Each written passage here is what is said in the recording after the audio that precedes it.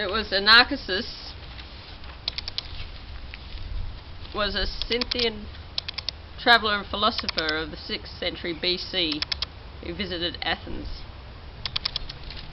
He said at that time, "Written laws are like spiders' webs, and will like them only entangle and hold the poor and weak, while the rich and powerful will easily break through them."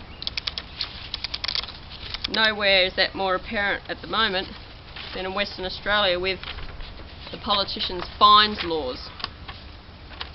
They call it debt, but it's not debt. It's stealing from the public, and those laws need to be abolished. They've driven people to suicide with those laws. People have died in government facilities because of those laws, and the West Australian politicians are 100% guilty and accountable. Tuesday the 31st of March 2015, debt rising from unpaid fines, West Australian newspaper. 851,814 fines, court fines and infringements, $329.9 million.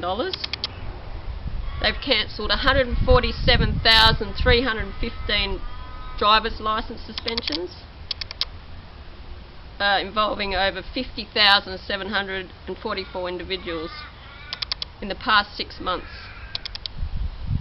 They've clamped 653 wheel clamps and 542 sets of registration plates removed from cars. This is what you call economic genocide against the public. This affects all West Australian citizens and voters. And these politicians deserve to be jailed for this. Not only for this, but they are torturing, stealing from the public, killing Australians in government facilities and in the community. The worst of their practices are in the psychiatric facilities, using the police like Nazism, using the psychs like Nazism, Nazi fascist practices, very violent, very destructive, very evil, and all Australians need to fight up and fight for their rights to stop these genocidal politicians that we have in Australia, Liberal, Labor, Greens and the Nationals. I encourage you to join Voter Rights Party.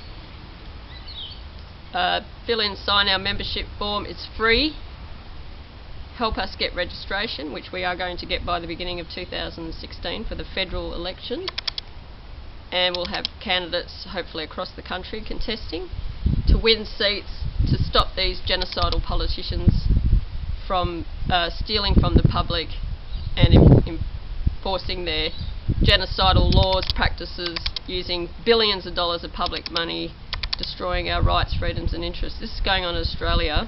Australia is currently being governed as a Nazi fascist country by all those politicians, and this has been going on for 50 to 100 years if you look at the history right up till today.